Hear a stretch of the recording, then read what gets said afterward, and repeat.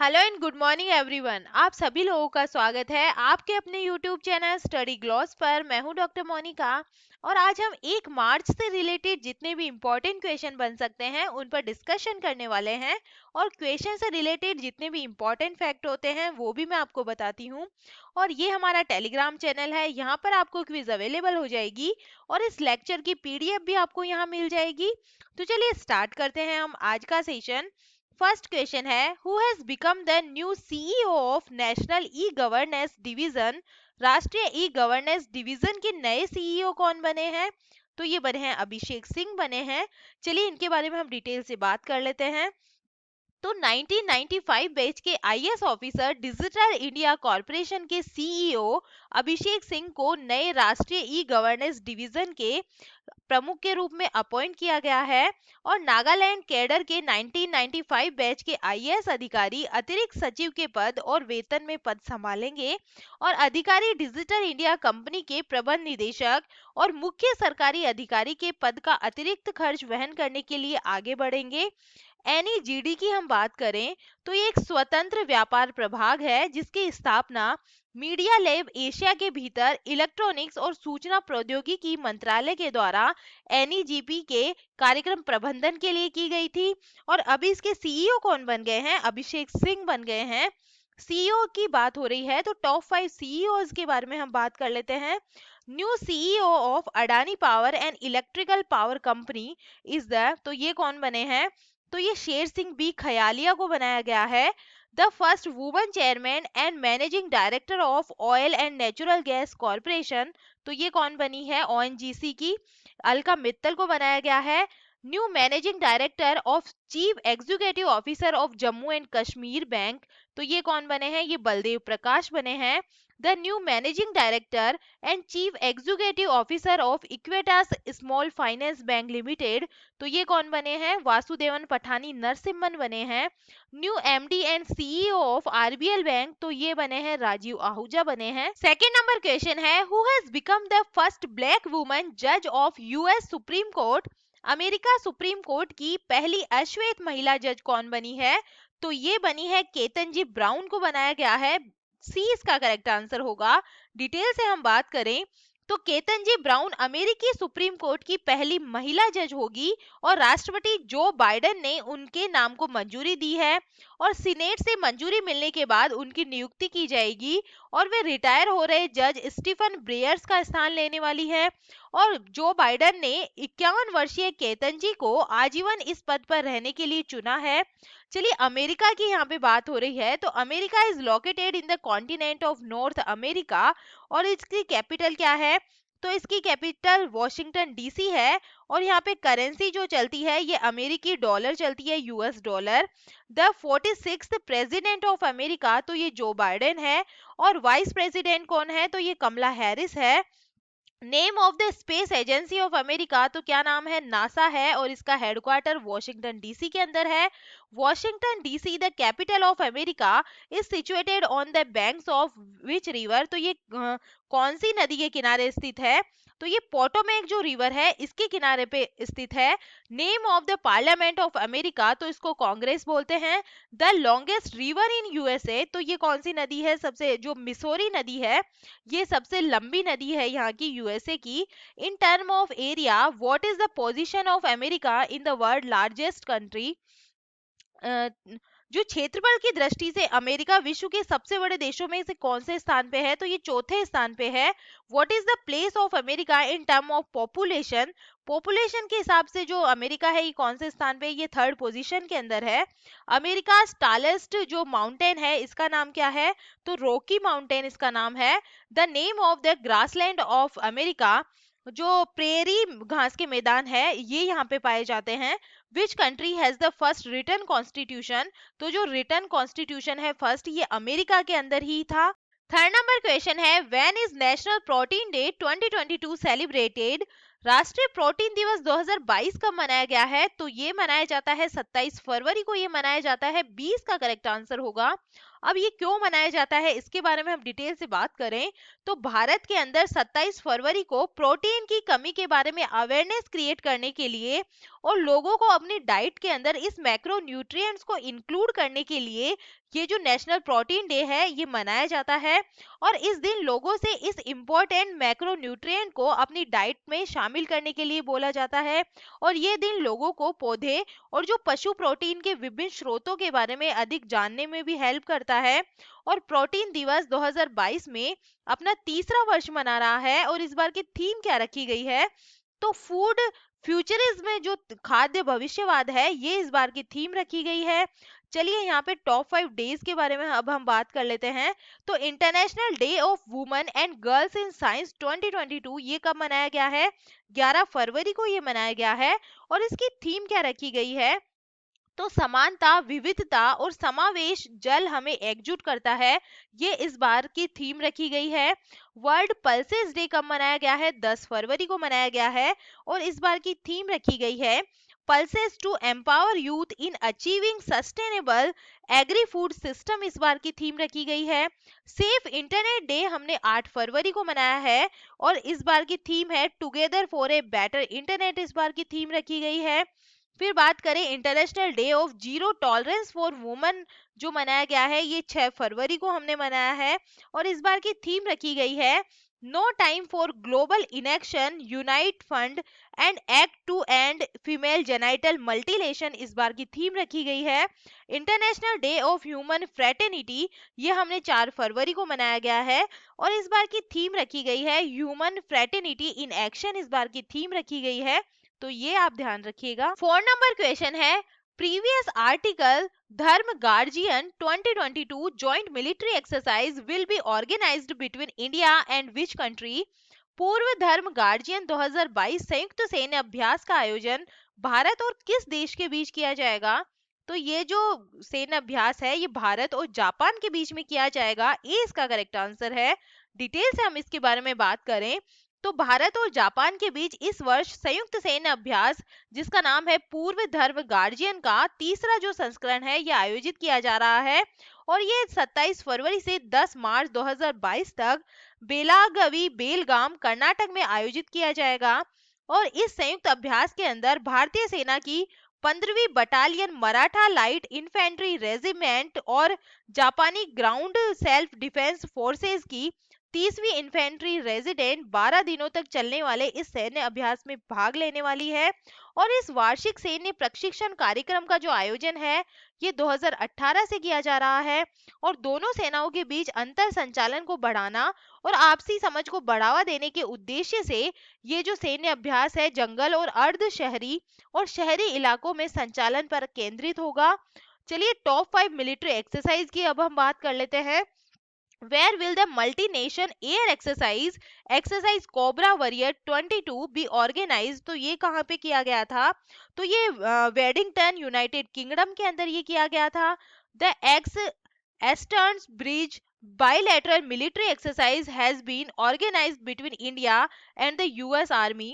ठीक है, जो भारत और किस देश की वायुसेना के बीच जो एक्स ईस्टर्न ब्रिज जो द्विपक्षीय सैन्य अभ्यास है इसका आयोजन किया गया था तो ये ओमान के अंदर किया गया था और इसका कौन सा एडिशन था तो इसका 6th एडिशन था और जो कहाँ पे किया गया था ये जोधपुर राजस्थान के अंदर किया गया था।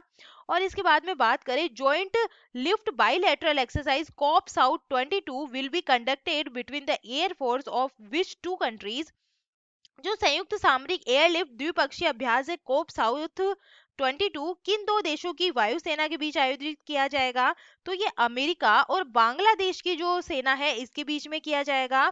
Joint naval exercise Chiru 2Q22 was held between which three countries, तो ये जो किया जाएगा ये रशिया, चाइना और ईरान के बीच में ये किया गया है। 5 नंबर क्वेश्चन है where has the union minister for macro small and medium enterprise Narayana Rane announced to set up MSME technology centre, केंद्रीय सूक्ष्म लघु और मध्यम उद्यम मंत्री नारायण राणे ने कहां एमएसएमई प्रौद्योगिकी केंद्र को स्थापित करने की घोषणा की है तो ये घोषणा की है सिंधुदुर्ग महाराष्ट्र के अंदर, डी इसका करेक्ट आंसर है। डिटेल से हम बात करें तो केंद्रीय सूक्ष्म लघु और मध्यम उद्यम मंत्री नारायण राणे ने महाराष्ट्र के सिंधुदुर्ग में 200 करोड़ रुपए के परिव्यय के साथ में एमएसएमई प्रौद्योगिकी केंद्र की स्थापना की घोषणा की है। और एमएसएमई प्रौद्योगिकी केंद्र उद्योग विशेष रूप से एमएसएमई को उसकी प्रतिस्पर्धता बढ़ाने और क्षेत्र के नियोजित और बेरोजगारी युवाओं को उनकी रोजगार क्षमता बढ़ाने के लिए कौशल सेवाएं प्रदान करने के लिए सर्वोत्तम प्रौद्योगिकी और ऊष्मायन के साथ साथ सलाहकार सहायता भी प्रदान करेगा। और जो मंत्रालय है ये वर्तमान के अंदर देश भर में एमएसएमई के निर्यात और उत्पादों की गुणवत्ता, जीडीपी में योगदान और भारत में सभी एमएसएमई को विश्व स्तरीय बुनियादी ढांचा प्रदान करने के मामलों में उन्हें नई ऊंचाइयों पर ले जाकर एक बेंचमार्क बनाने पर ध्यान केंद्रित कर रहा है। 6 नंबर क्वेश्चन है, recently in which parachute regiment training centre the chief of the army staff General M.M. Narkhane presented the presidential color to 4 parachute battalions। हाल ही में थल सेना अध्यक्ष जनरल M.M. नरखने ने किस पैराशूट रेजिमेंट ट्रेनिंग सेंटर में 4 parachute battalion को presidential colours प्रदान किए हैं? तो ये बटालियन है बेंगलुरु की। 20 का करेक्ट आंसर होगा। डिटेल से बात करें तो थल सेना अध्यक्ष जनरल M.M. नरवणे ने बेंगलुरु के पैराशूट रेजिमेंट ट्रेनिंग सेंटर में 4 पैराशूट बटालियनों को प्रेसिडेंशियल कलर्स भेंट किए हैं। और ये कौन कौन सी बटालियन है? तो जो 11 पैरा और 21 पैरा, 23 पैरा और 29 पैरा बटालियन है। और राष्ट्रपति के रंग या निशान का जो पुरस्कार युद्ध और शांति दोनों के दौरान राष्ट्र के लिए अपनी असाधारण सेवा की मान्यता में एक सैन्य इकाई को दिए जाने वाला सर्वोच्च सम्मानों में से एक है। और पैराशूट रेजिमेंट भारतीय सेना का एक विशिष्ट बल है और स्वतंत्रता से पहले और बाद में युद्ध में एक त्रुटिहीन रिकॉर्ड रखता है। और इसे स्वतंत्रता तक 51 युद्ध सम्मान, 1 विक्टोरिया क्रॉस और 28 सैन्य पदक, 11 विशिष्ट सेवा आदेश और 40 भारतीय विशिष्ट सेवा पदक और 40 सैन्य क्रॉस से ये सम्मानित किया गया है। 7 नंबर क्वेश्चन है, which operation has been started recently to evacuate Indians from Ukraine. हाल ही में भारतीयों को यूक्रेन से निकालने के लिए कौन सा ऑपरेशन शुरू किया गया है? तो ये ऑपरेशन शुरू किया गया है ऑपरेशन गंगा नाम से शुरू किया गया है। 20 का करेक्ट आंसर होगा। डिटेल से बात करें तो भारत सरकार ने रूस यूक्रेन तनाव के कारण यूक्रेन से भारतीय नागरिकों को निकालने के लिए ऑपरेशन गंगा नामक एक निकासी जो मिशन है ये स्टार्ट किया है। और यूक्रेन और रूस के बीच चल रहे तनाव के कारण यूक्रेन को राष्ट्रों की सुरक्षा और रक्षा के लिए अधिकारियों द्वारा नो फ्लाई जोन घोषित किया गया है। और इससे कई भारतीय नागरिक यूक्रेन में फंस गए हैं।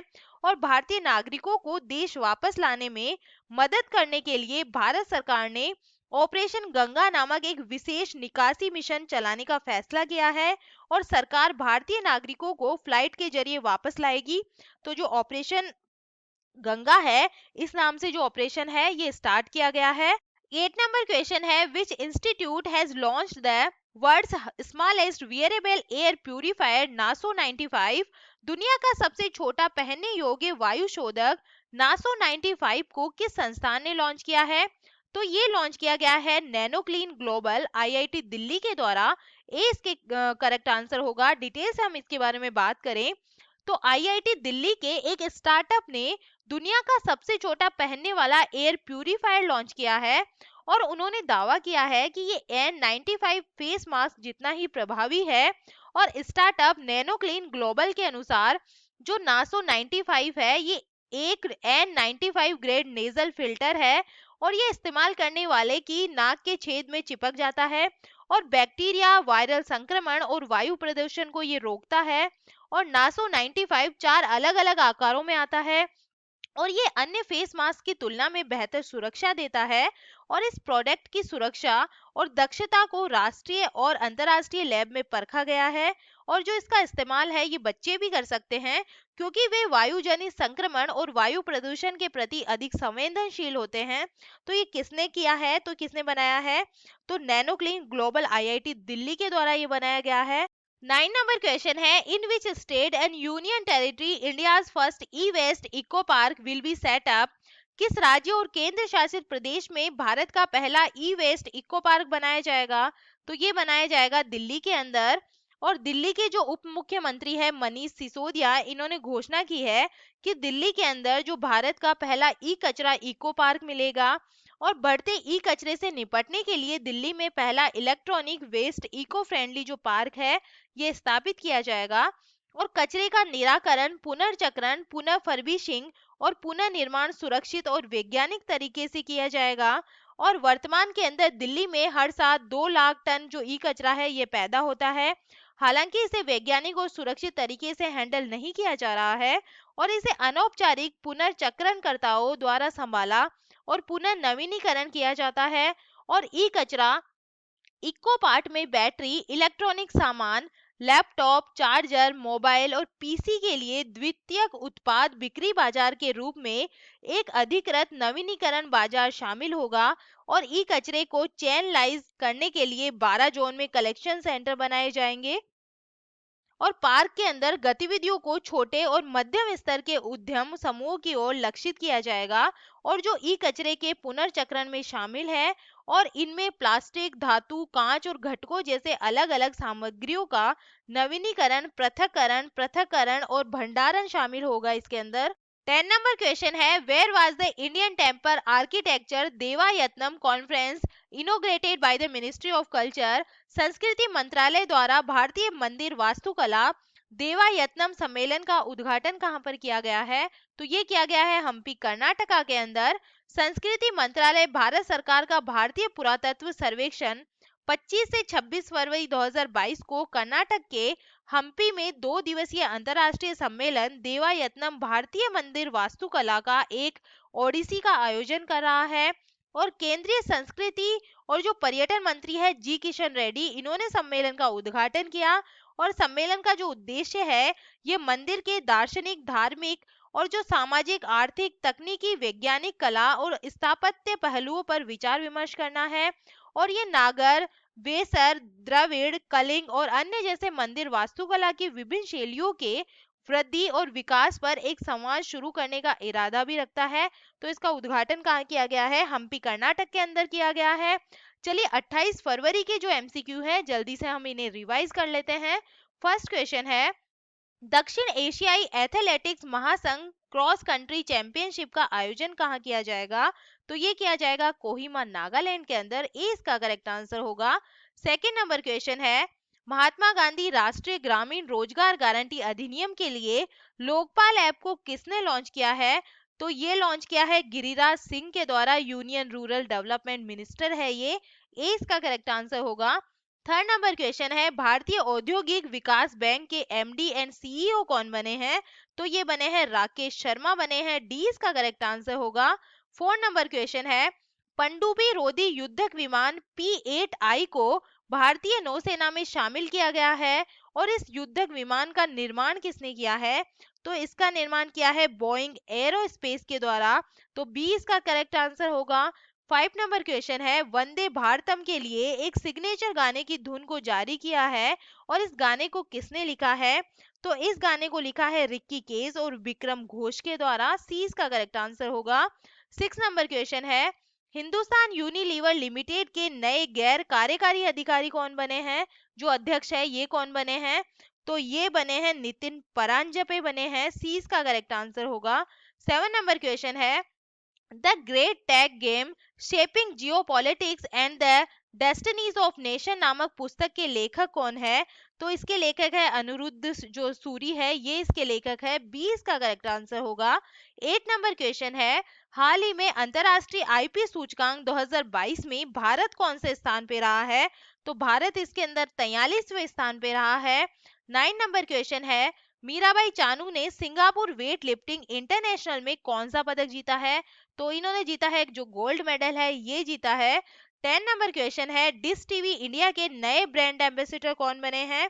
तो ये बने हैं ऋषभ पंत बने हैं। सी इसका करेक्ट आंसर होगा। और ये था कल का study gloss question. The angels of Kailash पुस्तक को किसने लिखा है? तो ये पुस्तक लिखी गई है शुभीरा प्रसाद के द्वारा।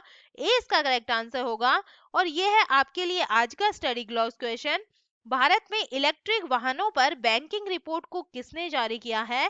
तो इसका आंसर आप मुझे कमेंट सेक्शन में दीजिएगा। ये हमारा टेलीग्राम चैनल है, यहाँ पर आपको क्विज जो है अवेलेबल हो जाएगी और इस लेक्चर की पीडीएफ भी आपको यहाँ मिल जाएगी।